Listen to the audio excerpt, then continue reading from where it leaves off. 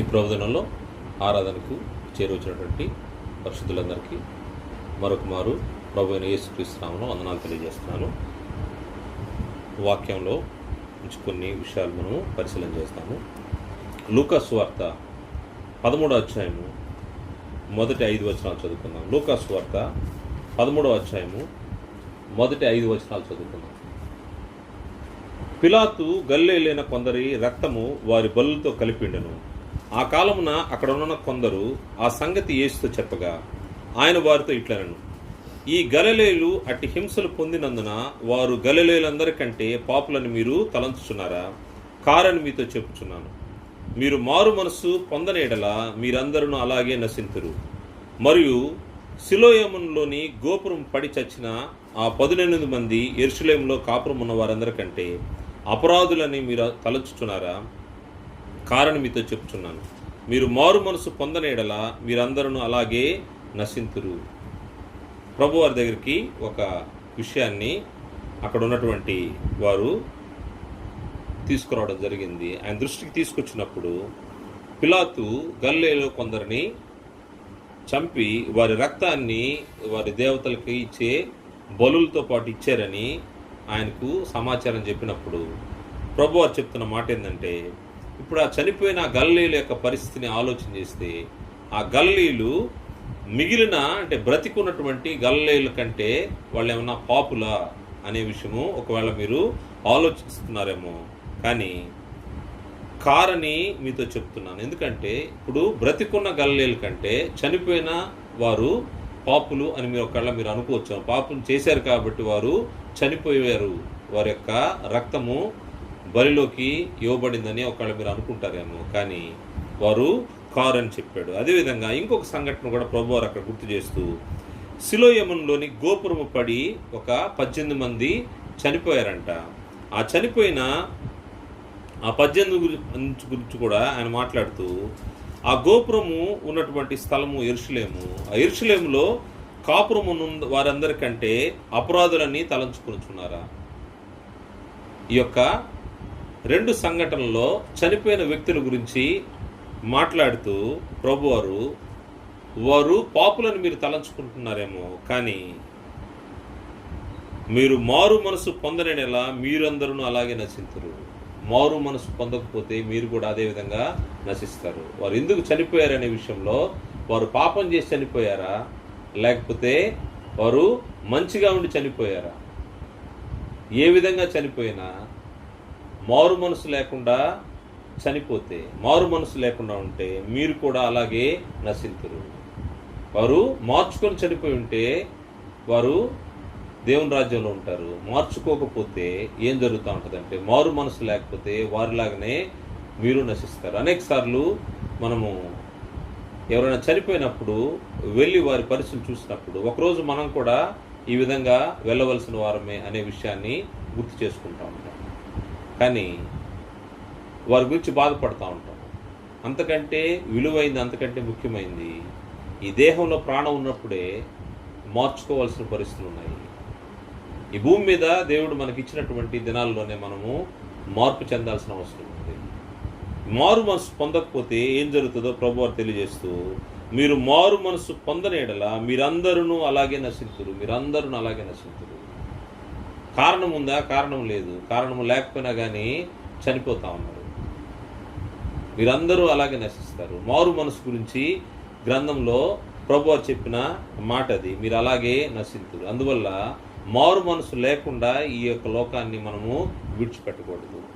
మనకు సమయం ఉండగానే మారు మనసు పొందాల్సిన అవసరం ఉందని మనకు గ్రంథం హెచ్చరిక చేస్తూ ఉంది. ఈ మారు మనసు అంటే ఏంటి అనే విషయాన్ని మనము గ్రంథంలోంచి ఈరోజు పరిశీలన చేద్దాము. మారు మనసు అనే దాని గురించి మూల భాష అయినటువంటి గ్రీక్ పదం ఏమని చెప్తా ఉందంటే మెటానియో అని చెప్తా ఉంది. ఈ గ్రీక్ పదం యొక్క అర్థం ఏంటంటే థింక్ డిఫరెంట్ అని అర్థం అనమాట. అంటే వేరుగా, లేకపోతే భిన్నంగా ఆలోచించు, వేరుగా ఆలోచించడం. అంటే మనం ఒక మార్గంలో ఆలోచన చేస్తున్నాము, దానికి వేరుగా ఆలోచించాల్సిన అవసరం ఉంది, దానికి భిన్నంగా ఆలోచించాల్సిన అవసరం ఉంది. ఎప్పుడైతే మనం భిన్నంగా ఆలోచిస్తామో మనం మనస్సుని మార్చుకుంటాము. మారు మనసు అనే పదాన్ని గురించి మనం ఆలోచన చేస్తే మనస్సు మార్చుకుంటాం. మారు మనస్సుని మనం మార్చుకోవడం. ఈ మనస్సును మార్చుకున్నప్పుడు ఏం జరుగుతూ ఉంటుందంటే కేవలం మనస్సు మాత్రమే మారదు, మనస్సు మార్చుకున్న వ్యక్తి యొక్క జీవితం కూడా మారిపోతూ ఉంటుంది. ఈ మనస్సు మార్చుకున్న వ్యక్తి యొక్క జీవితము మార్చబడ్డానికి మనకు బైబిల్లో అనేక విషయాలు తెలియజేయబడ్డాయి. ఏ విధంగా మనిషి మనస్సును మార్చుకుంటాడు, తన యొక్క జీవితాన్ని మార్చుకుంటాడు. దేవుడైతే మానవునికి అనేక అవకాశాలు ఇచ్చాడు మార్చుకోవడానికి. తన మనస్సును, తన మార్గాన్ని, తన జీవితాన్ని మార్చుకోవడానికి దేవుడు అనేక అవకాశాలు ఇచ్చాడు. మానవుడు తప్పిదాలు చేస్తున్నప్పుడు ఆయన ఓర్చుకుంటా వస్తూ ఉన్నాడు. ఎంతకాలం ఓర్చుకున్నాడంటే చాలా కాలం ఆయన ఓర్చుకున్నాడు. చివరికి తన కుమారుడిని కూడా మానవుల కోసము బలిచ్చాడు. ఎంతకాలం ఓర్చుకుంటూ వచ్చాడంటే మానవుల తప్పిదాలను ఓర్చుకుంటూ వచ్చి ఇప్పుడైతే ఏం చెప్తున్నాడంటే ఆ అజ్ఞాన కాలంలో దేవుడు చూచి చూడనట్టుగా ఉన్నాడు.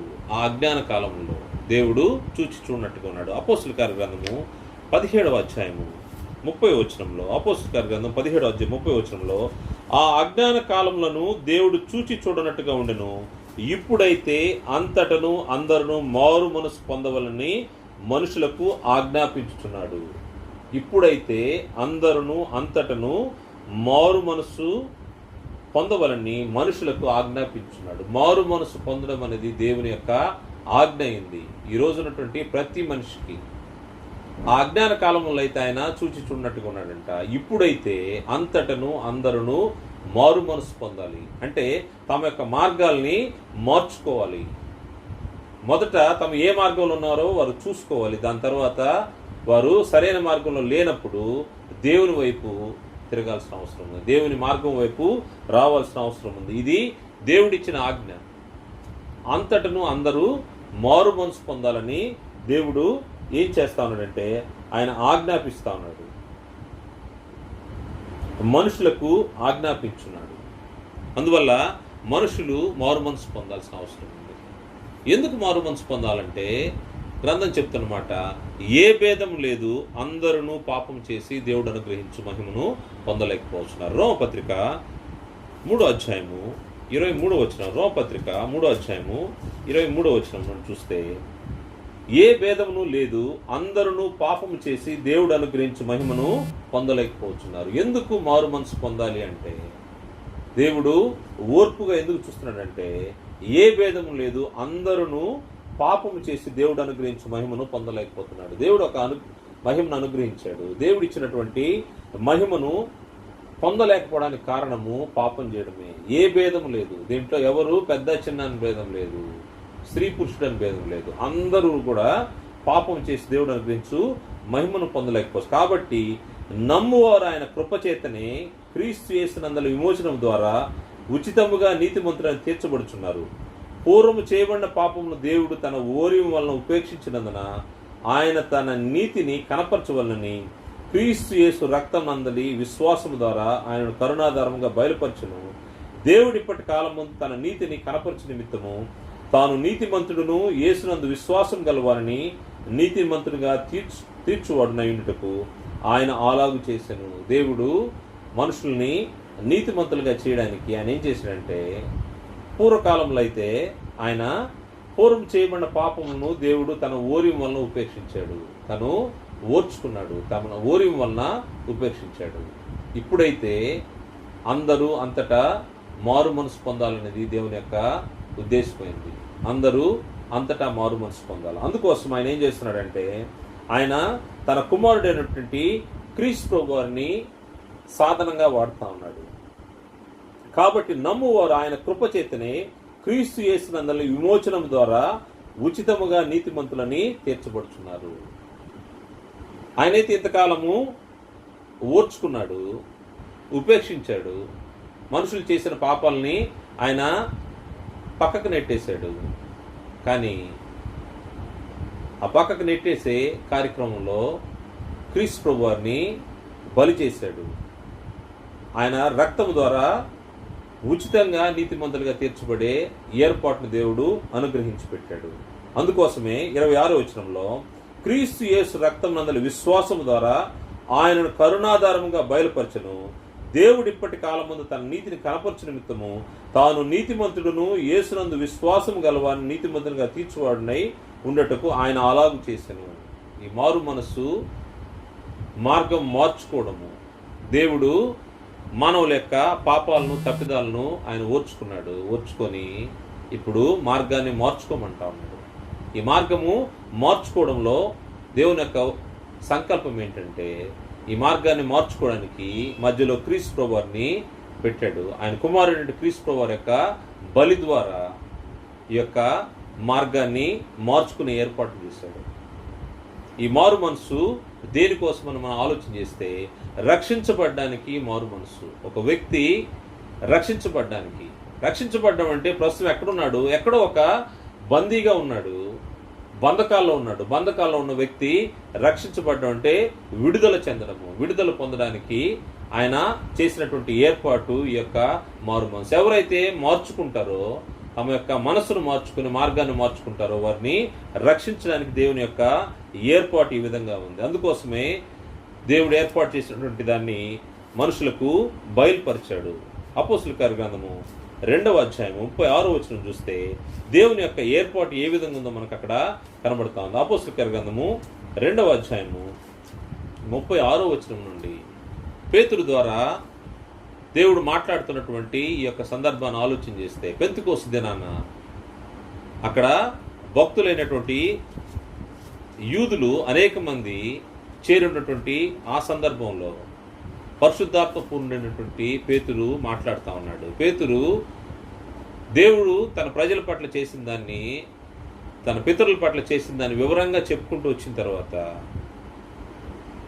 దేవుడు పంపినటువంటి దేవుని కుమారుడు క్రీస్తు ప్రభువుని ఏ విధంగా సిలువ వేశారో, సిలువ వేసినటువంటి యేసుని గురించినటువంటి సువార్త ప్రకటించబడింది. ఈ సిలువ వేయబడినటువంటి యేసు ప్రభు యొక్క సువార్త అక్కడ ప్రకటించబడినప్పుడు ఏం జరుగుతూ ఉందంటే ఆ మనుషుల్లో కలవరం పుట్టింది, ఆ మనుషుల్లో మార్పు వచ్చింది.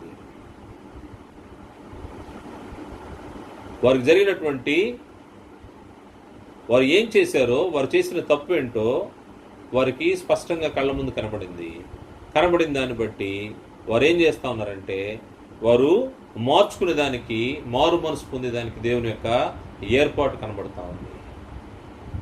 మార్చుకునే దానికి దేవుని యొక్క ఏర్పాటు ఏ విధంగా ఉందో చూస్తే 36వ వచనం నుండి, అపోస్తలుల కార్య గ్రంథము 2వ అధ్యాయం 36వ వచనం నుండి, మీరు సిలువ వేసిన యేసుని దేవుడు ప్రభువుగాను క్రీస్తుగా నియమించెను. ఇది ఇశ్రాయేలు వంశమంతయు రూఢిగా తెలుసుకున్న వాళ్ళు చెప్పాను. ఇది ఇశ్రాయేలు వంశమంతయు రూఢిగా తెలుసుకున్న వాళ్ళని చెప్పాడు. ఏం జరుగుతా ఉందంటే సిలువ వేసిన యేసుని దేవుడు ప్రభువుగాను క్రీస్తుగా నియమించును. ఇది ఇశ్రాయేలు వంశమంతయు రూఢిగా తెలుసుకున్నాను. వారు ఈ మాటలు విని తమ హృదయంలో నొచ్చుకొని, సహోదరులారా మేమేమి చేతుకొని పేతురును కడమ అపోస్తలుని అడుగా, పేతురు మీరు మారు మనసు పొంది పాప క్షమాపణ నిమిత్తం ప్రతివాడును యేసుక్రీస్తు నామమున బాప్తిసం పొందిరి, అప్పుడు మీరు పరిశుద్ధాత్మను వరమును పొందుదురు. ఏం జరగాలి అంటే మీరు మారు మనసు పొంది, పేతురు చెప్తా ఉన్నాడు, అపోస్తలున పేతురు, మీరు మారు మనసు పొంది పాప క్షమాపణ నిమిత్తము బాప్తిసం పొందాలి. మారు మనస్సు దేనికోసం అంటే రక్షించబడడానికి. మారు మనసు పొంది పాప క్షమాపణ నిమిత్తము ప్రతి వాడును యేసుక్రీస్తు నామమున బాప్తిసం పొందినప్పుడు మీరు పరిశుద్ధాత్మను వరమును పొందుదురు. రక్షించబడడానికి ఈ మారు మనసు అవసరమైంది, ఈ బాప్తిస్మం అవసరమైంది. వారు చేసినటువంటి ఈ యొక్క కార్యక్రమం ఆ రోజు దాదాపు 3000 మంది ఈ యొక్క రక్షణ సువార్తను విని ఇంచుమించు 3000 మంది బాప్తిస్మం పొంది సంఘంగా ఏర్పడడం జరిగింది.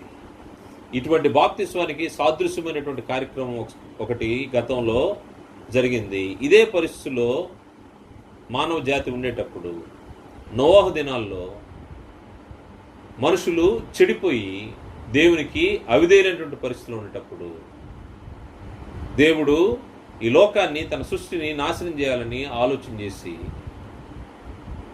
ఆయన ఎదురు చూసినప్పుడు ఆయనకు ఒకే ఒక్క నీతిమంతుడు కనిపించాడు, అతడు నోవాహు. నోవాహును బట్టి ఈ సృష్టిని ఆయన అంతం చేయకుండా నోవాహును నోవాహు కుటుంబాన్ని ఆయన రక్షించాడు. నోవాహు ఓడలో చేరబడిన వారు, ఎవరైతే నోవాహు ఓడలో చేరారో వారు రక్షించబడ్డారు. ఈ రక్షణ మారు మనస్సు రక్షణ కోసమని ఏర్పాటు చేయబడింది. పేతురు రాసిన మొదటి పత్రిక 3వ అధ్యాయంలో నోవాహు ఓడలో చేరిన ఆ 8 మంది ఏ విధంగా రక్షించబడ్డారో చూస్తే, పేతురు రాసిన మొదటి పత్రిక 3వ అధ్యాయము 19వ వచనం చూస్తే, దేవుని దీర్ఘశాంతము ఇంకా కనిపెట్టుచుండినప్పుడు పూర్వము నోహు దినములలో ఓడ సిద్ధపరచబడుచుండగా అవిధేయులైన వారికి, అనగా చెరలో ఉన్న ఆత్మల యొద్దకు ఆయన ఆత్మరూపిగానే వెళ్ళి వారికి ప్రకటించను. ఆ ఓడలో కొందరు, అనగా 8 మంది నీటి ద్వారా రక్షణ పొందిరి.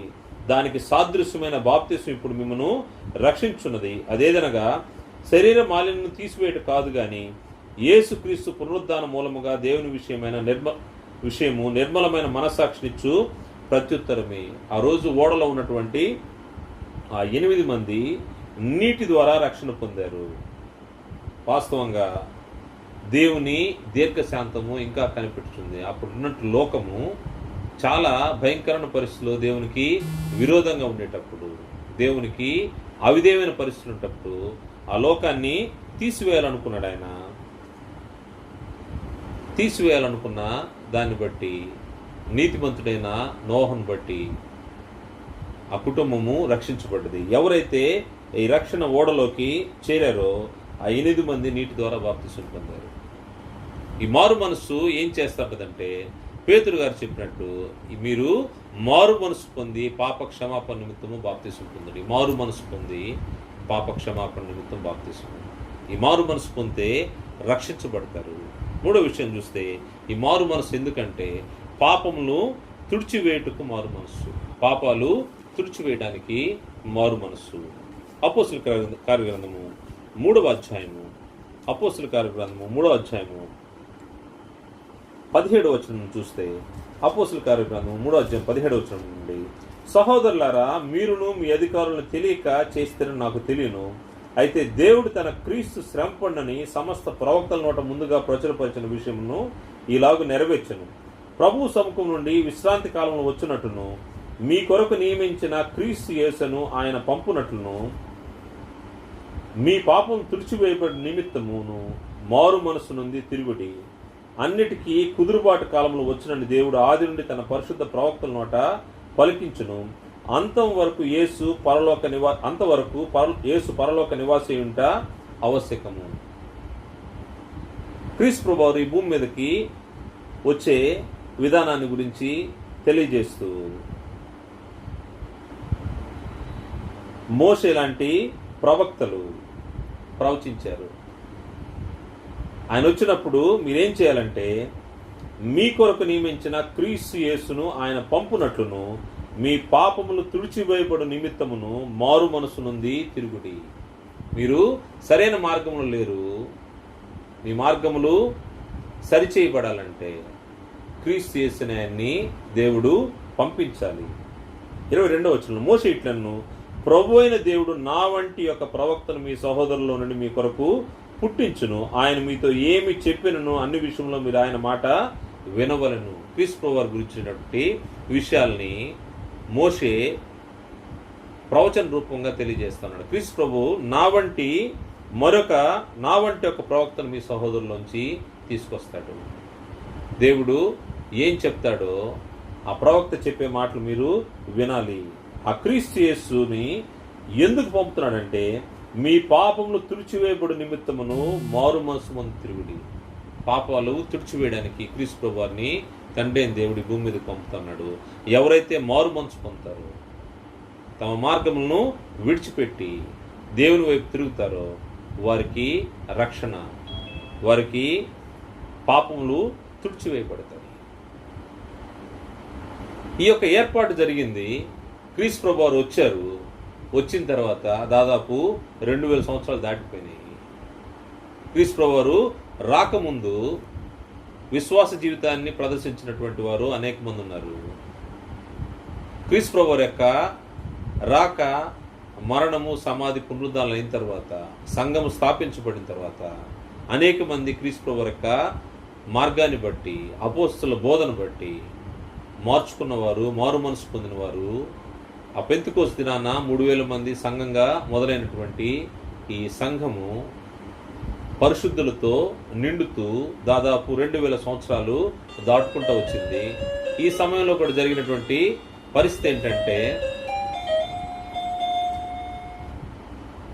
2000 సంవత్సరాలు దాటుకున్న తర్వాత ఇప్పుడు కూడా ఆయన ఎదురు చూస్తూ ఉన్నాడు. ఏమని ఎదురు చూస్తున్నాడంటే, మనుషులు మారు మనసు పొందాలని దేవుడు ఎదురు చూస్తా ఉన్నాడు. ఆయన ఎదురు చూస్తూ ఏమని చెప్తున్నాడంటే, ఎవడను నశించకూడదనేది దేవుని యొక్క ఉద్దేశంగా ఉంది. ఈరోజు కూడా ఆయన ఎదురు చూసేది ఏంటంటే, ఎవరు కూడా నశించకూడదు. ఆయన ఎవరు నశించకూడదనే ఉద్దేశంతో ఆయన దీర్ఘశాంతము మన పట్ల చూపిస్తాడు. పేతురు రాసినటువంటి రెండవ పత్రిక 3వ అధ్యాయము 9వ వచనం చూస్తే, పేతురు రాసిన 2వ పత్రిక 3వ అధ్యాయం 9వ వచనం నుండి, కొందరు ఆలస్యమని ఎంచుకున్నట్లు ప్రభు తన వాగ్దానం గురించి ఆలస్యం చేయవాడు కాడు కానీ ఎవడును నశింపవలనని ఇచ్చేయింపక, ఎవరు కూడా నశించకూడదని, ఎవడును నశింపవలని ఇచ్చేయింపక అందరూ మారు మనసు పొందవలని కోరుచు మీ ఎడల దీర్ఘశాంతం గలవాడై ఉన్నాడు. మీ ఎడల దీర్ఘశాంతం, దేవుని యొక్క దీర్ఘశాంతము ఎందుకోసం ఉందంటే, ఎవరు కూడా నశించకూడదు. మారు మనసు లేని జీవితం ఉంటే ఏం జరుగుతూ ఉంటుందంటే, మార్పు లేకుండానే వారు ఈ భూమి మీద తమ యాత్రను ముగించుకుని వెళ్ళిపోతారు. మార్పు లేకుండా వెళ్ళిపోతే వారు విశ్రాంతి లేనటువంటి స్థలంలోకి వెళ్ళిపోతారు. క్షేమకరమైనటువంటి స్థలంలోకి వారు వెళ్ళరు.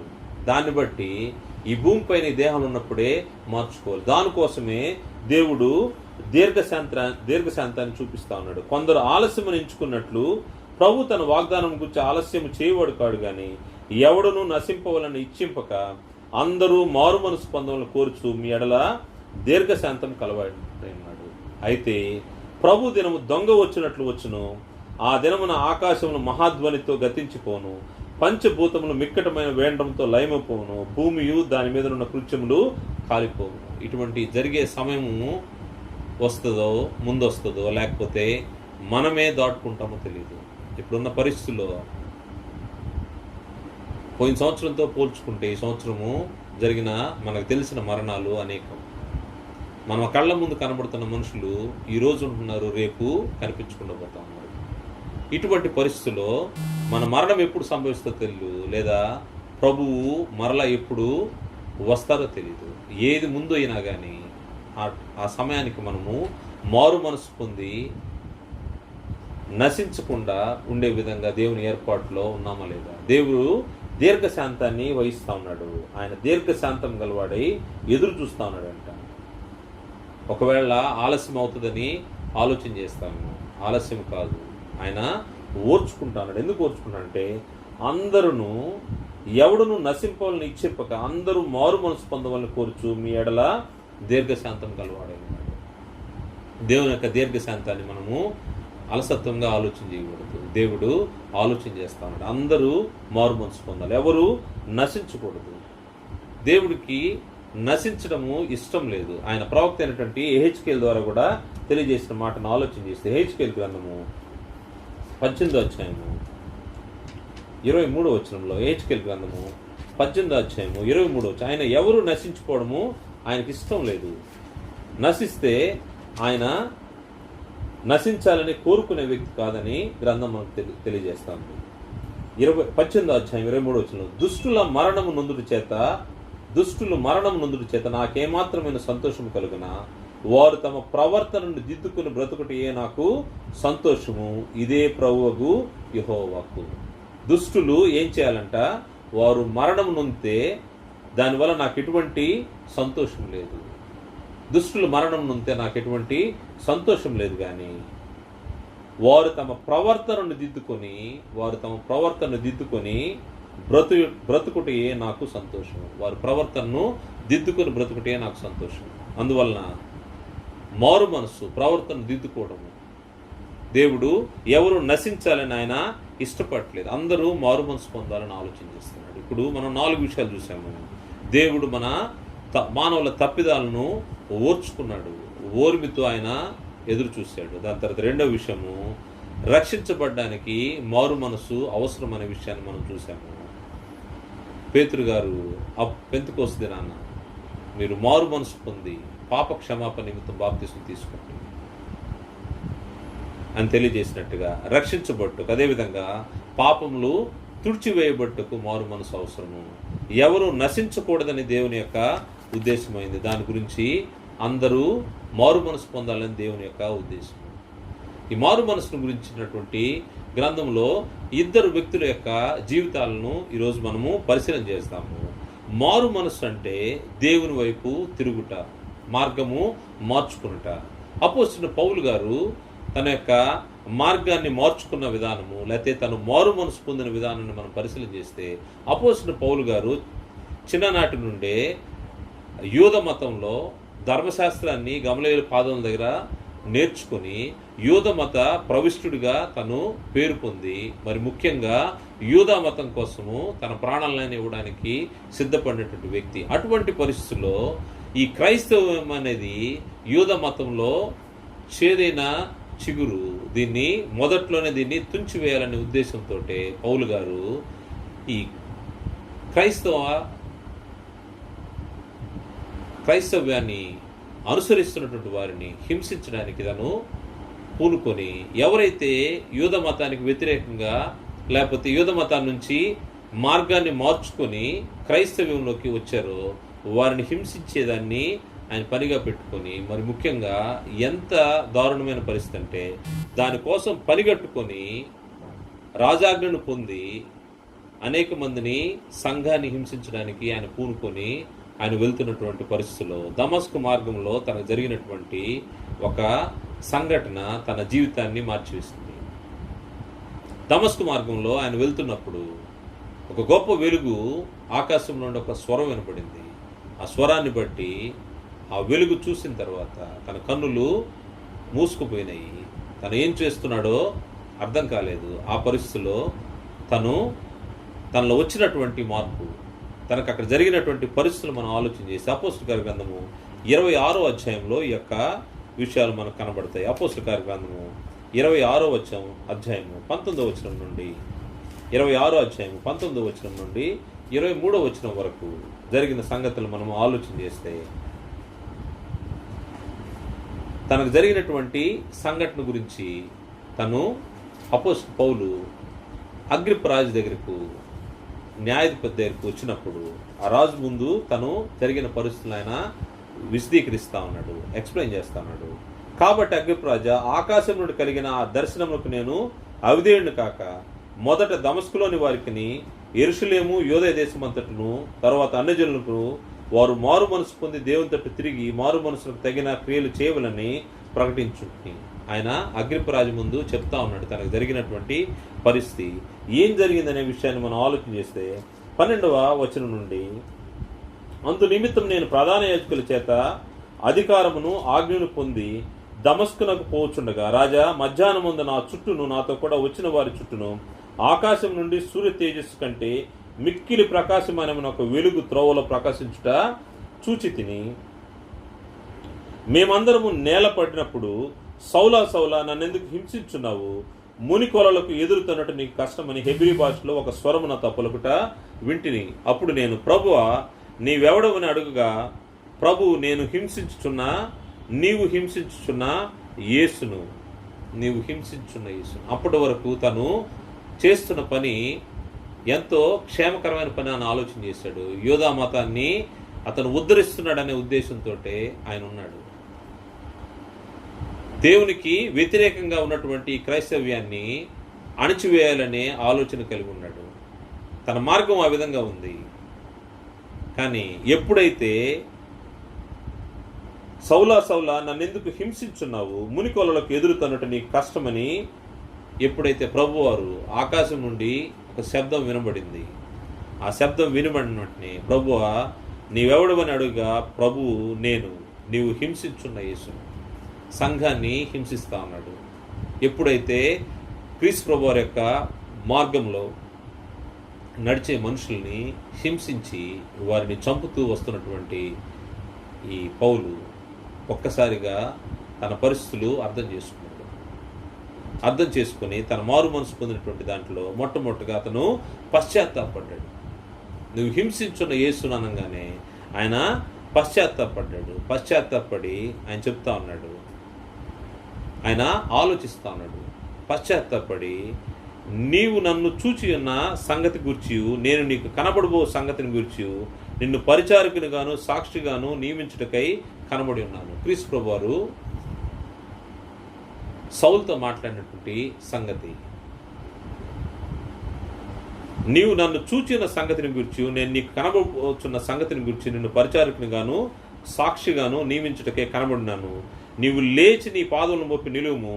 నేను ఈ ప్రజల వలన అన్యజనుల వలన హాని కలుగకుండా నిన్ను కాపాడెదను. వారు చీకటిలో నుండి వెలుగులోనికి, సాతాను అధికారం నుండి దేవుని వైపు తిరిగి నా యందు విశ్వాసము చేత పాప క్షమాపణను పరిశుద్ధపరచబడిన వారిలో స్వాస్థ్యమును పొందినట్లు వారి కన్నులు తెరుచుటకై నేను నిన్ను వారి యొద్దకు పంపేదనని చెప్పాను. క్రీస్తు ప్రభువారు ఏ ఉద్దేశంతో ఆయన్ను ఆపాడో తెలిసిన తర్వాత తను పశ్చాత్తాపడు. అంతవరకు తను చేసినటువంటి దాన్ని బట్టి చింతించాడు, పశ్చాత్తాపడు. తన మార్గాన్ని బట్టి తను అక్కడ చింతించాడు, దుఃఖపడ్డాడు, పశ్చాత్తాపడ్డాడు. వాస్తవంగా అనేక సార్లు మనం తప్పు చేసినప్పుడు ఏం చేస్తామంటే చేసిన తప్పును బట్టి రిగ్రెట్ అవుతాము, దుఃఖపడతాము, పశ్చాత్తాపడతాము, చింతిస్తాము. ఈ లోక సంబంధమైనటువంటి అనేక విషయాలు మనము తప్పులు జరిగించినప్పుడు చింతిస్తూ ఉంటాము. కానీ దైవ చిత్తానుసారమైన దుఃఖం అని ఒకటి ఉంది. ఈ దైవ చిత్తానుసారమైన దుఃఖము రక్షణార్థమైన మారు మనసును కలుగజేస్తుందని గ్రంథం తెలియజేస్తూ ఉంది. కొరింథీయులకు రాసినటువంటి 2వ పత్రిక 7వ అధ్యాయము 10వ వచనంలో అపోస్తలుడు పౌలు గారు కొరింథీయులకు రాసినటువంటి 2వ పత్రిక 7వ అధ్యాయం 10వ వచనంలో దైవ చిత్తానుసారమైన దుఃఖము రక్షణార్థమైన మారు మనసును కలుగు చేయను. మనం మారు మనసు గురించి ఆలోచన చేస్తా ఉన్నాము. అపోస్తలుడు పౌలు గారిలో జరిగినటువంటి మారు మనసు దైవ చిత్తానుసారమైన దుఃఖం ఏర్పడ్డది. ఎప్పుడైతే సంఘాన్ని హింసిస్తున్నావు, నీవు హింసించున్న యేసును అని ప్రభు ఎప్పుడైతే చెప్పాడో ఇతనికి దుఃఖం వచ్చింది, పశ్చాత్తాపడ్డ, తన వరకు ఇంతవరకు చేసినటువంటి తప్పును తెలుసుకొని అతను మారు మనసు పొందడానికి దైవ చిత్తానుసారమైన దుఃఖము రక్షణార్థమైన మారు మనసు. ఎప్పుడైతే ఈ మారు మనసు దైవ చిత్తానుసారంగా ఉంటుందో దానివల్ల మనకేం జరుగుతూ ఉంటుందంటే రక్షణార్థమైన మారు మనసు ఉంటుంది. ఈ మారు మనసు దుఃఖమును పుట్టించదు, అయితే లోక సంబంధమైన దుఃఖము మరణమును కలుగు చేయను. లోక సంబంధమైన దుఃఖం అనేకసార్లు మనం చేసే తప్పును బట్టి బాధపడుతూ ఉంటాం, దుఃఖపడుతూ ఉంటాం. దానివల్ల ఎటువంటి లాభం లేదు, దానివల్ల మరణమే వస్తూ ఉంటుంది. నువ్వు బాధపడ్డా, నువ్వు చింతించినా దానివల్ల వచ్చే ప్రయోజనమే లేదని గ్రంథం తెలియజేస్తూ ఉంది. కానీ దైవ చిత్తానుసారమైన దుఃఖం ఏం చేస్తుందంటే రక్షణార్థమైన మారు మనసును కలగజేస్తుంది. ఈ మారు మనసు నీకు దుఃఖాన్ని పుట్టించదు. లోకంలో జరిగే మారు మనసు వేరు. లోకంలో నీకు దుఃఖం కలుగుతుంది, బాధ కలుగుతుంది, దాని విషయంలో నువ్వు రిగ్రెట్ అవుతావు. రిగ్రెట్ అయితే కూడా దానివల్ల వచ్చే ప్రయోజనం ఏం లేదు, దానివల్ల మరణమే అని లోకము సంబంధమైన దుఃఖము మరణమును కలుగజేస్తుందని గ్రంథం హెచ్చరిక చేస్తూ ఉంది. అదే రక్షణార్థమైన దైవ చిత్తానుసారమైన దుఃఖం అయితే రక్షణార్థమైన మారు మనసుని ఇస్తుంది. పౌలు గారి జరిగింది అదే. ఈయన పశ్చాత్తాపడ్డాడు. ఎప్పుడైతే తను వెళ్తున్న మార్గం సరైనది కాదని క్రీస్తు ప్రభువారి ద్వారా బోధించబడ్డాడో వెంటనే తను దుఃఖపడి చింతపడి దాని విషయంలోంచి ఆ దుఃఖము దైవ చిత్తానుసారమైన దుఃఖము కలిగి తను మార్చుకున్నాడు, పశ్చాత్తాపడ్డాడు. తన మారు మనసులో జరిగిన 2వ కార్యక్రమం ఏంటంటే తన యొక్క మార్గాన్ని మార్చుకున్నాడు. మొట్టమొదటిది పశ్చాత్తాపడ్డాడు, 2వది తన యొక్క మార్గాన్ని మార్చుకున్నాడు. పౌలు గారు జరిగినటువంటి మార్గాన్ని మార్చుకున్న విధానం మనం చూస్తే అపోస్తలుల కార్య గ్రంథము 9వ అధ్యాయము, అపోస్తలుల కార్య గ్రంథము 9వ అధ్యాయము 13వ వచనం చూస్తే అపోస్తలుల కార్య గ్రంథము 9వ అధ్యాయం 13వ వచనం నుండి ఈయన దమస్కు మార్గంలో జరిగిన పరిస్థితిని బట్టి ఈయన కళ్ళు కనబడలేదు. ఆయన ఆ దగ్గర ఉన్నటువంటి దమస్కులో ఉన్నటువంటి అననీయ అనే వ్యక్తి యొక్క ఇంటికి చేర్చబడ్డాడు. అననీయ అనే వ్యక్తి యొక్క ఇంటికి చేర్చబడిన తర్వాత అక్కడ అననీయ దేవునితో మాట్లాడుతూ ఉన్నాడు. అందుకు అననీయ, ప్రభువా, ఈ మనుష్యుడు యెరూషలేములో నీ పరిశుద్ధులకు ఎంతో కీడు చేసి ఉన్నాడని అతని గురించి అనేకుల వలన వింటిని. ఇక్కడను నీ నామను బట్టి ప్రార్థన చేయ వారందరినీ బంధించుటకు అతని ప్రధాన యాజకుల వలన అధికారం పొందినాడని ఉత్తరం ఇచ్చాను. వాస్తవంగా దమస్కుకి పౌలు గారు బయలుదేరినటువంటి పరిస్థితి అయితే అక్కడ ఉన్న క్రైస్తవులను హింసించాలని, క్రీస్తు యేసు యొక్క మార్గంలో నడిచే వారిని చంపాలనే ఉద్దేశంతో తాకీదులు తీసుకుని వచ్చినటువంటి వ్యక్తి ఇతన్ని ఇప్పుడు నువ్వు కాపాడమని చెప్తా ఉన్నావని అన్నయ్య ప్రభుని అడుగుతా ఉన్నప్పుడు, అందుకు ప్రభు, నీవు వెళ్ళుము, అన్యజనుల ఎదుటను రాజుల ఎదుటను ఇశ్రాయేలు ఎదుటను నా నామం భరించుటకు ఇతడు నేను ఏర్పరచుకున్న సాధనమై ఉన్నాడు. ఇతన్ని నేను ఏర్పరచుకున్నాడని ప్రభు దగ్గర నుంచి ఉత్తరం వచ్చింది. ఏమని ప్రభు సెలవిచ్చాడంటే, ఇతడు అన్యజనుల ఎదుటను రాజుల ఎదుటను ఇశ్రాయేలు ఎదుటను నా నామను భరించుటకు ఇతడు నేను ఏర్పరచుకున్న సాధనమై ఉన్నాడు. ఇదే విషయము అగ్రిప్ప రాజు ముందు కూడా రాజుల ఎదుట నిలబడి క్రీస్తు యేసు కోసము సాక్ష్యం చెప్పే మనిషినిగా చేస్తానని ప్రభు చెప్పింది పౌలు గారి యొక్క జీవితంలో నెరవేరింది. అన్యజనులకు మరియు రాజులకు ఇశ్రాయేలు ఎదుట నా నామం భరించుటకు ఇతను నేను ఏర్పరచుకున్న సాధన, ఇతడు నా నామం కొరకు ఎన్ని శ్రమలు అనుభవింపవలనో నేను ఇతనికి చూపునతో చెప్పాను అననే వెళ్ళి ఆ ఇంట ప్రవేశించి అతని మీద చేతి నుంచి, సౌలా సహోదరుడా, నీ వచ్చిన మార్గంలో నీకు కనబడిన ప్రభు అయిన యేసు నీవు దృష్టి పొంది పరిశుద్ధాత్మతో నింపబడినట్లు నన్ను పంపినాడని చెప్పాను. అప్పుడే అతని కన్నుల నుండి పొరల వంటివి రాలగా దృష్టి కలిగి లేచి బాప్తిసం పొందిన తర్వాత ఆహారం పుచ్చుకొని బలపడెను. పిమ్మట దమస్కులోనున్న శిష్యులతో కూడా కొన్ని దినములుండెను. వెంటనే సమాజ మందిరంలో యేసే దేవుని కుమారుడని ఆయన గూర్చి ప్రకటించుచూ వచ్చెను. ఇక్కడ జరిగిన మార్పు, తన మార్గాన్ని మార్చుకున్నాడు. ఇంతకు ముందు ఎవరిని చంపుతున్నాడంటే, యేసు దేవుని కుమారుడని ఎవరైతే చెప్తున్నారో వాళ్ళని చంపే వ్యక్తి ఈరోజు ఏం చేస్తున్నాడంటే తన మార్గాన్ని మార్చుకుని యూటర్న్ తీసుకున్నాడు. యూటర్న్ తీసుకున్న తర్వాత తను చేస్తున్న పని ఏం చేస్తా ఉన్నాడంటే, యేసే దేవుని కుమారుడని ఈయనే ప్రకటిస్తున్నాడు. యేసు దేవుని కుమారుడని ఆయన గురించి ప్రకటించి వచ్చాడు. ఏమి ఇంతవరకు జరిగింది ఒకటి, ఇప్పుడు ఈయన యేసు దేవుని కుమారుడని చెప్తూ ఆ మార్గంలో ఉన్న వారిని హింసించిన వ్యక్తి ఈరోజు అదే మార్గం గురించి ఆయన బోధించడం మొదలుపెట్టాడు.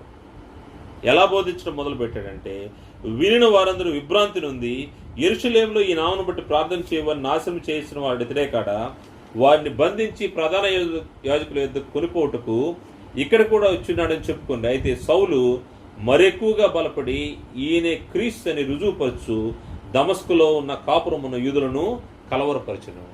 ఒక వ్యక్తి ఎవరిని చంపడానికి దమస్కు వచ్చాడో, ఏ కారణాన్ని బట్టి దమస్కు వచ్చాడో, ఏ యొక్క ఉద్దేశంలో నడుస్తున్న వ్యక్తుల్ని, క్రీస్తు యొక్క మార్గంలో నడుస్తున్న వ్యక్తుల్ని ఆ మార్గం సరైనది కాదు, క్రీస్తు దేవుని కుమారుడు కాడు అని ఎవరైతే క్రీస్తు దేవుని కుమారుడు అని చెప్తాడో వాళ్ళని హింసించడానికి వచ్చిన వ్యక్తి ఈరోజు తన మార్గాన్ని మార్చుకున్నాడు. మారు మనసులో ఉండే గొప్ప కార్యం ఏంటంటే తమ మార్గంలో మార్చుకుంటాడు. ఎటువంటి పరిస్థితులు ఉన్న వ్యక్తి అయినా మారు మనసు పొందిన తర్వాత, ఈ మారు మనసు అంటే దేవుని వైపు తిరుగుట. పౌలు గారు కూడా దేవుని వైపు తిరిగాడు, తన యొక్క మార్గాన్ని మార్చుకున్నాడు. పూర్వంలో అయితే ఇతని పరిస్థితి, యేసు దేవుని కుమారుడని చెప్పే ప్రతి ఒక్కరిని హింసించిన వ్యక్తి ఈరోజు ఏం చేస్తున్నాడంటే, యేసు దేవుని కుమారుడని ఆయన రుజువులతో మరి ఎక్కువగా బలంగా సాక్ష్యం చెప్తున్నాడు. ఆ ప్రాంతంలో దమస్కులో ఉన్న వారంతా ఆశ్చర్యపోయి వారందరూ అక్కడ కలవరపడతా ఉన్నారంట. ఎందుకంటే ఇతను వచ్చినప్పుడు పరిస్థితి ఏంటి, ఇప్పుడు తన పరిస్థితి ఏంటి, తన మార్గాన్ని మార్చుకున్నాడు. పౌలు గారి యొక్క మారు మనసు జీవితంలో తను జరిగినటువంటి పరిస్థితులను ఆలోచన చేస్తే, మొట్టమొదటిది పశ్చాత్తాపడ్డాడు, తర్వాత రెండవది తన మార్గాన్ని మార్చుకున్నాడు, మూడవ విషయం చూస్తే ఆయన తన జీవితం విషయంలో కొత్త తీర్మానాన్ని చేసుకున్నాడు, ఒక రెజల్యూషన్ని చేసుకున్నాడు. ఏం తీర్మానం అంటే, అపోస్తల కార్యగ్రంథము 26వ అధ్యాయము, అపోస్తల కార్యగ్రంథము 26వ అధ్యాయం 19వ వచనంలో, అపోస్తల కార్యగ్రంథము 26వ అధ్యాయం 19వ వచనంలో, కాబట్టి అగ్రిప్ప రాజా, ఆకాశం నుండి కలిగిన ఆ దర్శనములకు నేను అవిధేయుడును కాక, ఆకాశం నుండి ఆయనకు ఒక దర్శనం కలిగింది. క్రీస్తు ప్రభువారు మాట్లాడారు, ఆ దర్శనానికి ఆయన నేను అవిధేయుడును కాక నేను విధేయుడినవుతా. మారు మనసులో జరిగే గొప్ప కార్యం ఏంటంటే, నువ్వు ఏ విషయానికైతే నువ్వు మనసు మార్చుకున్నావో, దేవుని వైపు తిరగడానికి మార్చుకున్నావో, దాంట్లో ఉండడానికి ఇష్టపడతావు, దానికి అవిధేయుడు కావు. ఏ మార్గంలో నువ్వు ప్రవేశించావో, నూతనమైనటువంటి ఈ మార్గము, పాతదాన్ని వదిలిపెట్టి క్రొత్త దానిలోకి నువ్వు వచ్చిన తర్వాత ఈ మార్గం విషయంలో అవిధేయుడు కాకుండా ఉంటావు, ఆ మార్గంలో స్థిరంగా నిలిచుంటావు. అపోస్తలుడు పౌలు గారు చేసిన పని కూడా తన అంతవరకు తను వెళ్తున్న మార్గం ఒకటి, తన మార్గం మార్చుకున్న తర్వాత, మారు మనసు పొందిన తర్వాత, ఆ యొక్క మార్గమునకు ఆకాశం నుండి కలిగిన ఆ దర్శనంలో ప్రభు ఏం చెప్పాడో దాన్ని తూచా తప్పకుండా పాటించినటువంటి వ్యక్తి. అవిధేయుడు కాక ఏం చేస్తాడంటే, ఆయన ఏ ఉద్దేశంతో పిలుచుకున్నాడో, పిలువబడ్డాడో, ఆ పిలువబడిన పిలుపునకు తగినట్టుగా తన యొక్క జీవితాన్ని కొనసాగించినట్టుగా మనకు కనబడుతుంది. ఆయన అవిధేయుడు కాలేదు. మారు మనసు పొందిన వారు ఏం చేయాలంటే, తమ మార్గాన్ని మార్చుకున్న వాళ్ళు తీర్మానం చేసుకోవాలి. ఎటువంటి తీర్మానం చేసుకోవాలంటే, ఇంక నేను ఎప్పటికీ వెనుక తిరగను. నాగలిపైన చెయ్యి పెట్టి వెనుక తిరుగువాడు నా రాజ్యానికి పాత్రుడు కాడని ప్రభువారు తెలియజేసినట్టుగా, ఒకసారి ఈ పనికి ఈ మార్గంలోకి వచ్చిన తర్వాత మరలా వెనక్కి తిరిగి చూసే ఆలోచన ఉండకూడదనేది గ్రంథం యొక్క ఆలోచన. ఎప్పుడైతే ఈ మారు మనసు మార్చుకున్న వ్యక్తి ఈ తీర్మానము ఎలా ఉండాలంటే, ఇంకెప్పటికీ నేను వెనక్కి తిరిగి చూడననే విధంగా తన తీర్మానం ఉండాల్సిన అవసరం ఉంది. అదేవిధంగా అపోస్తలుడు పౌలు గారి యొక్క మారు మనసులో 4వ విషయం ఆలోచన చేస్తే, తను ఎంచుకున్నటువంటి వెళ్ళవలసినటువంటి మార్గాన్ని సరిచేసుకున్నాడు. నూతనమైన మార్గంలోకి వచ్చిన తర్వాత ఇదంతా కొత్తగా కనబడుతుంది.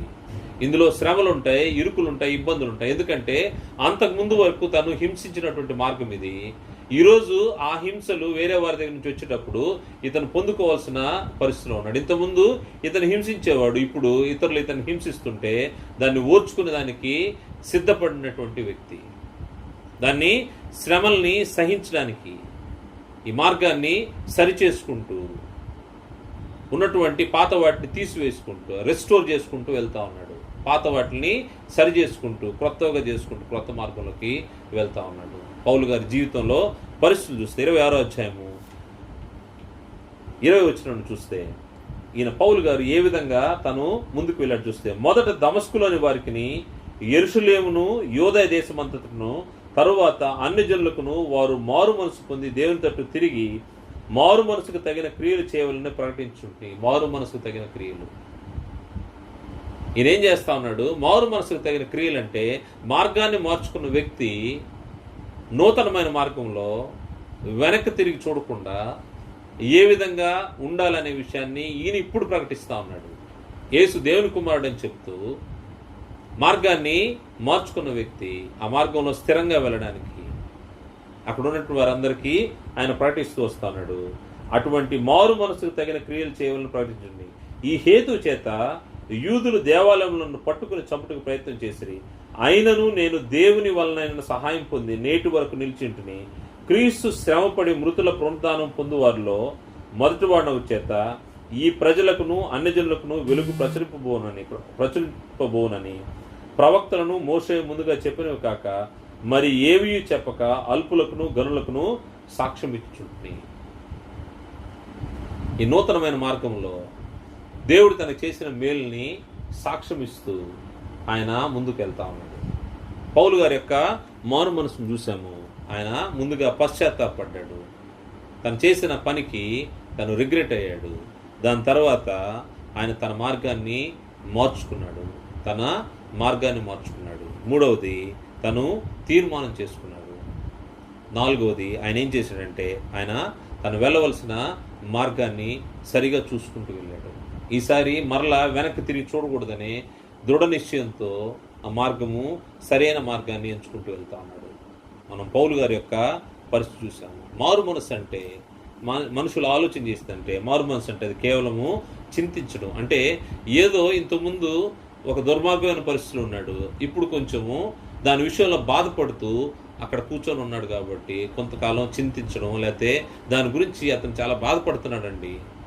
తను చేసిన తప్పును బట్టి బాధపడుతున్నాడండి. దుఃఖం అంటే మారు మనసు కాదు, లేకపోతే చింతించడం మారు మనసు కాదు. లేదా ఆ పనిని వదిలిపెట్టేశాడు. తను ఇంతకుముందు పాపంలో ఉన్నాడు, ఆ పాపాన్ని వదిలిపెట్టేసిన దాన్ని బట్టి మారు మనసు అవ్వదు. లేకపోతే నూతన జీవన విధానాన్ని కొనసాగిస్తున్నాడు. ఇంతకుముందు ఉన్నటువంటి జీవితం కాదు, కొత్త జీవితము. ఇవి మాత్రమే మారు మనసు కాదు, కానీ ఇంతకంటే విలువైన పరిస్థితులు మారు మనసులో కనబడతాయి. అదేంటంటే నిజాయితీగా తన జీవితాన్ని కొనసాగించుకోవడం. అంటే నీ హృదయాంతరాలు ఎరిగినటువంటి ప్రభువు నీ యొక్క హృదయాన్ని చూస్తా ఉన్నాడు. నువ్వు ఏ విధంగా నిజాయితీగా బ్రతుకుతున్నావో దాన్ని ఆయన పరిశీలన చేస్తా ఉన్నాడు. ఆ విషయం మనం చూస్తే ఇంకొక వ్యక్తిని గ్రంథం నుంచి మనం పరిశీలన చేయొచ్చు. ఆయన దావీదు దేవుని యొక్క హృదయానుసారుడు, కానీ ఒక సమయంలో తను చేసినటువంటి పాపాన్ని బట్టి తను దేవునికి దూరస్తుడైపోయాడు.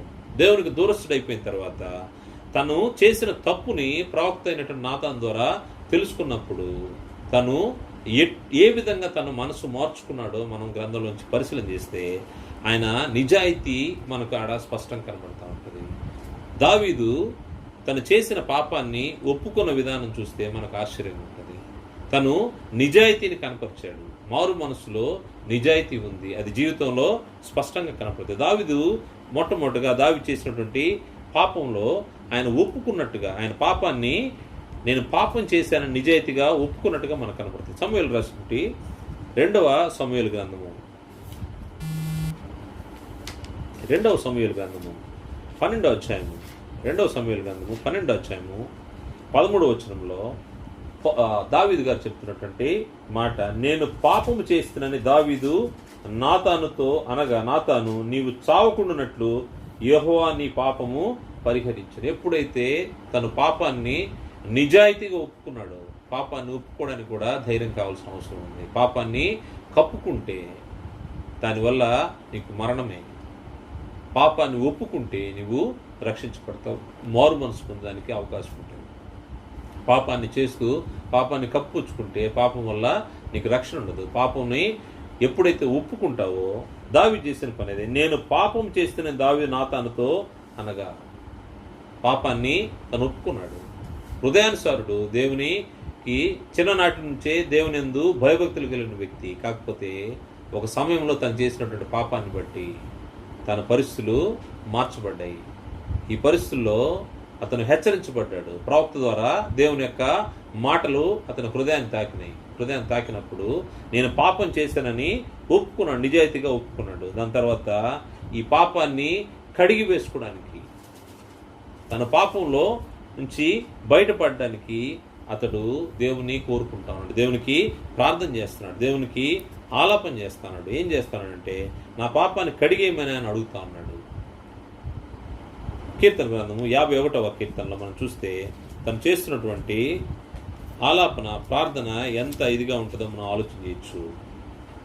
దావీదు తను పాపం చేసిన తర్వాత, పాపంలో ఉన్న పరిస్థితుల్లో తను ఈ యొక్క కీర్తన పాడుతా ఉన్నాడు.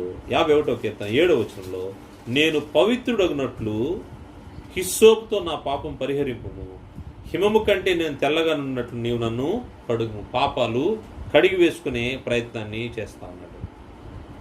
మరియు 51వ అధ్యాయాన్ని మనం చూస్తే ఆయన చెప్తున్న మాట, అయ్యా నన్ను క్షమించు. దావీదు తను చేసిన పాపాన్ని బట్టి, మారు మనసు అంటే ఈ విధంగా ఉంటుంది.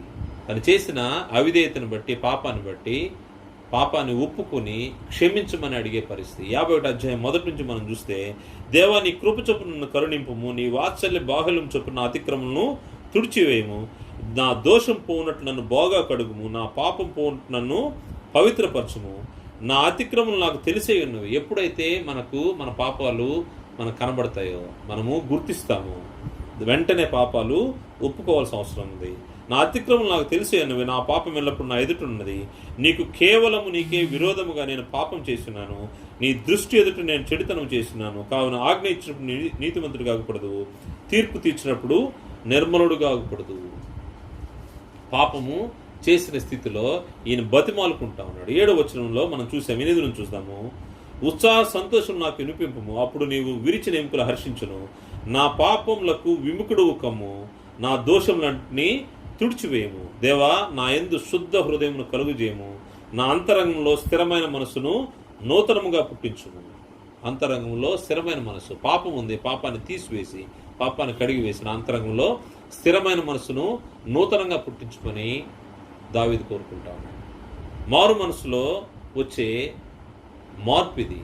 ఒక వ్యక్తి మారు మనసు పొంది దేవుని వైపు తిరిగితే అతడు తన పాపాన్ని ఒప్పుకుంటాడు, తన పాపాన్ని తీసివేయమని దేవుని కోరుకుంటాడు, తను క్షమించమని అడుగుతా ఉంటాడు.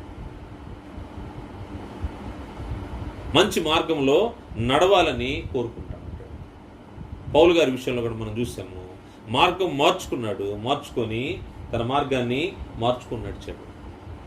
అంతవరకు ఉన్న మార్గాన్ని విడిచిపెట్టి యేసు దేవుని కుమారుడని చెప్తున్న వారిని హింసిస్తున్న మార్గాన్ని విడిచిపెట్టి యేసు దేవుని కుమారుడని తానే ప్రకటిస్తూ హింసించబడ్డానికి తను సిద్ధపడ్డాడు. మార్గాన్ని మార్చుకున్నాడు. పౌలు గారు మార్చుకున్నారు. అదేవిధంగా అపోస్తున్న పౌలు గారు కూడా, దావీదు కూడా, రాజైన దావీదు కూడా తన యొక్క మార్గాన్ని మార్చుకున్నాడు. వాస్తవంగా మారు మనసు జరిగేది ఏంటంటే, ఇందాక మనం ఆలోచన చేసినట్టు, మారు మనసు అంటే చింతపడడం, దుఃఖపడడం, పాపాలను వదిలిపెట్టడము, లేకపోతే కొత్త జీవితాన్ని దాన్ని దాటుకొని వేరుగా ఉండడం కాదు. కానీ అంతకంటే ముఖ్యమైనది, నీవు చేసిన తప్పుని, పాపాన్ని విడిచిపెట్టి దాని తర్వాత నువ్వేం చేయాలంటే నూతనమైనటువంటి పరిస్థితిలోకి రావాలి. ఇటువంటి పరిస్థితిలోకి రాలేని ఒక వ్యక్తి, కేవలం దుఃఖపడి చింతించినటువంటి వ్యక్తి మన గ్రంథంలో ఒక వ్యక్తి కనబడతాడు. క్రీస్తు ప్రభువారిని వెండి నాణాలకు అమ్మివేసిన వ్యక్తి ఇస్కరియోతు యూద తను ఏం చేస్తున్నాడంటే, క్రీస్తు ప్రభువారిని అప్పగించిన దాన్ని బట్టి, క్రీస్తు ప్రభువారిని సిలువ వేయంగానే క్రీస్తు ప్రభువారిని అప్పగించిన దాన్ని బట్టి తను బాధపడుతున్నాడు, దుఃఖపడుతున్నాడు. కానీ మారు మనసు పొందలేదు. మారు మనసు పొంది దేవుని వైపుకు తిరగలేదు. ఈ మారు మనసు కేవలము తను చేసిన తప్పును బట్టి, ఈ లోకంలో తను చేసిన తప్పును బట్టి మార్చుకున్నాడు. అది దైవ చిత్తానుసారమైన దుఃఖము కాదు.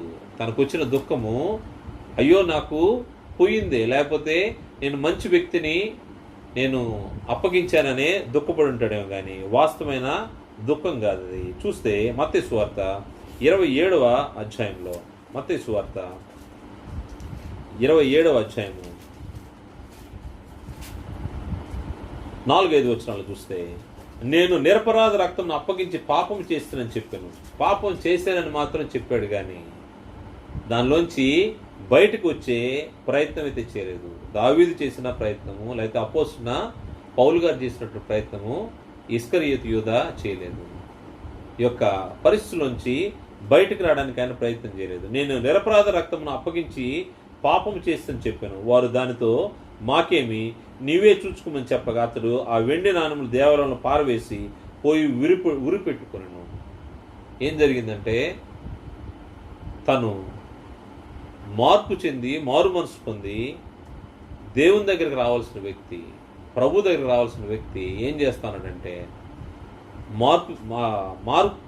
పాపం విషయంలో ఆలోచన చేశాడు, కానీ పాపం చేశాననే ఆలోచన ఉంది, కానీ దాని తర్వాత ఏ విధంగా పాపం చేసిన వ్యక్తి మార్చుకొని దేవుని దగ్గరికి వచ్చే విధానాన్ని తెలుసుకోలేకపోయాడు.